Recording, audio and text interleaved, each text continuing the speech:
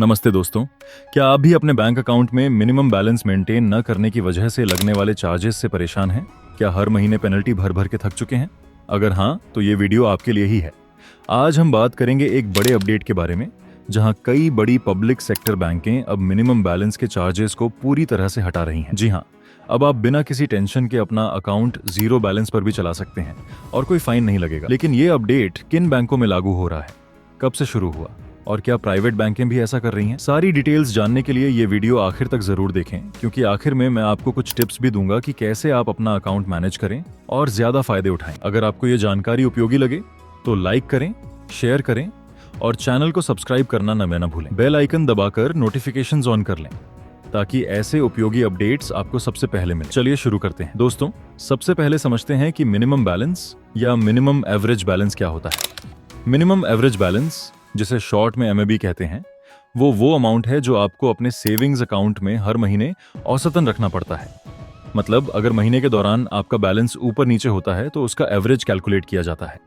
अगर ये average bank की बताई गई लिमिट से कम हुआ तो बैंक पेनल्टी चार्ज करती है। ये चार्जेस आमतौर पर 50 रुपए से लेकर 500 रुपए या उससे ज्यादा भी हो सकते हैं, जो आपके लोकेशन और अकाउंट टाइप पर डिपेंड करता है। पहले ये रूल सभी बैंकों में सख्ती से लागू होते थे, लेकिन अब फाइनेंशियल इंक्लूजन को बढ़ावा देने के लिए रिजर्व बैंक ऑफ इंडिया और गवर्नमेंट के प्रयासों से कई पब्लिक सेक्टर बैंकें इन चार्जेस को वेव कर रही हैं। ये अपडेट खासकर लो इनकम ग्रुप्स, किसानों, महिलाओं और ग्रामीण इलाकों के लोगों के लिए बहुत फायदेमंद है, क्योंकि अब वो बिना किसी बोझ के बैंकिंग सर्विसेज यूज कर सकते हैं। अब आते हैं मेन अपडेट पर। जुलाई 2025 से कई बड़ी पब्लिक सेक्टर बैंकें ने मिनिमम बैलेंस चार्जेस को पूरी तरह से हटा दिया है। चलिए एक एक करके देखते हैं कि इन बैंकों में ये बदलाव आया है और क्या है इनकी डिटेल्स। पहली बैंक है bank of Baroda. Bank of Baroda ने 1 जुलाई 2025 से अपने सभी स्टैंडर्ड सेविंग्स अकाउंट्स में मिनिमम बैलेंस न मेंटेन करने पर लगने वाले चार्जेस को वेव कर दिया है। मतलब अब आपका बैलेंस कितना भी कम हो, कोई पेनल्टी नहीं लगेगी। लेकिन ध्यान दें, ये waiver premium savings account schemes पर लागू नहीं होता। अगर आपके पास नॉर्मल सेविंग्स अकाउंट है तो ये आपके लिए गुड न्यूज़ है। बैंक ऑफ बड़ौदा के मुताबिक ये कदम फाइनेंशियल इंक्लूजन को प्रमोट करने के लिए उठाया गया है, ताकि ज्यादा से ज्यादा लोग बैंकिंग सिस्टम से जुड़ सकें। दूसरी बैंक है इंडियन बैंक। इंडियन बैंक ने 7 जुलाई 2025 से अपने सभी सेविंग्स बैंक अकाउंट्स में मिनिमम बैलेंस की रिक्वायरमेंट को पूरी तरह से वेव कर दिया है। मतलब अब कोई मिनिमम बैलेंस मेंटेन करने की जरूरत नहीं और न ही कोई चार्ज लगेगा। ये अपडेट सभी ब्रांचेस और सभी टाइप के सेविंग्स अकाउंट्स पर लागू है। अगर आप इंडियन बैंक के कस्टमर हैं तो अब आप रिलैक्स होकर अपना अकाउंट यूज कर सकते हैं बिना किसी चिंता के। तीसरी बैंक है Punjab national bank. Punjab national bank ने भी 1 जुलाई 2025 से सेविंग्स अकाउंट्स में मिनिमम एवरेज बैलेंस न मेंटेन करने पर लगने वाली पेनल्टी को हटा दिया है। बैंक का कहना है कि ये बदलाव फाइनेंशियल इंक्लूजन को बढ़ावा देने और प्रायोरिटी सेगमेंट्स जैसे महिलाओं, किसानों और लो इनकम हाउस होल्ड्स को सपोर्ट करने के लिए किया गया है। अब आप बिना किसी फाइन के अपना अकाउंट ऑपरेट कर सकते हैं। चौथी बैंक है bank of India. Bank of India में अब कोई डेली मिनिमम बैलेंस रिक्वायरमेंट नहीं है। मतलब non maintenance of minimum balance पर जीरो चार्जेस। ये अपडेट सभी नॉर्मल, क्लासिक और अन्य स्टैंडर्ड सेविंग्स अकाउंट्स पर लागू है। अगर आपका अकाउंट बैंक ऑफ इंडिया में है तो ये आपके लिए एक बड़ा रिलीफ है। पांचवी बैंक है central bank of India. Central bank of India ने 1 जुलाई 2025 से सेविंग्स अकाउंट्स में मिनिमम बैलेंस न मेंटेन करने पर लगने वाले चार्जेस को पूरी तरह से निल कर दिया है।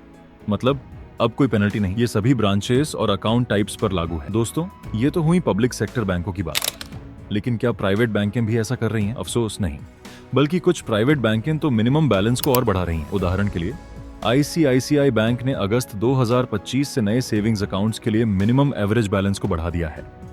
मेट्रो और अर्बन एरियाज में नए अकाउंट्स के लिए अब 50,000 रुपए का MAB मेंटेन करना जरूरी है, जबकि सेमी अर्बन में 25,000 और रूरल एरियाज में 10,000। अगर आप ये नहीं मेंटेन करते तो पेनल्टी लगेगी, जो 500 रुपए तक हो सकती है।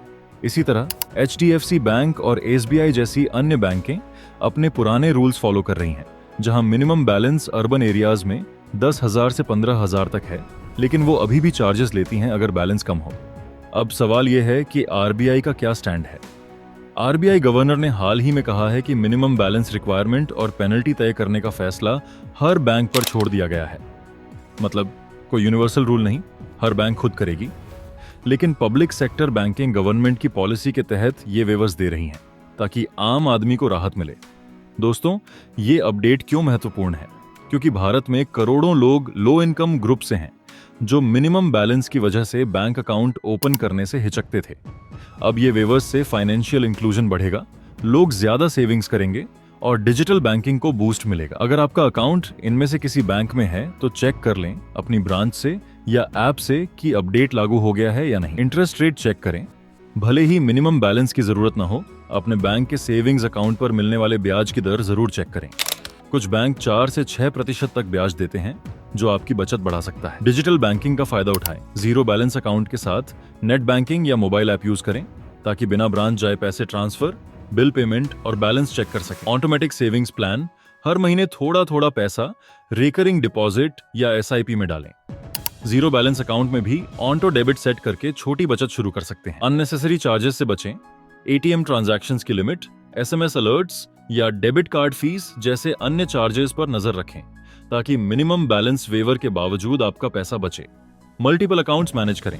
अगर आपके पास कई बैंक अकाउंट्स हैं तो जीरो बैलेंस अकाउंट को प्राइमरी बनाएं और बाकी अकाउंट्स में जरूरत के हिसाब से बैलेंस रखें, ताकि पेनल्टी से बचें। तो दोस्तों, कैसी लगी ये जानकारी?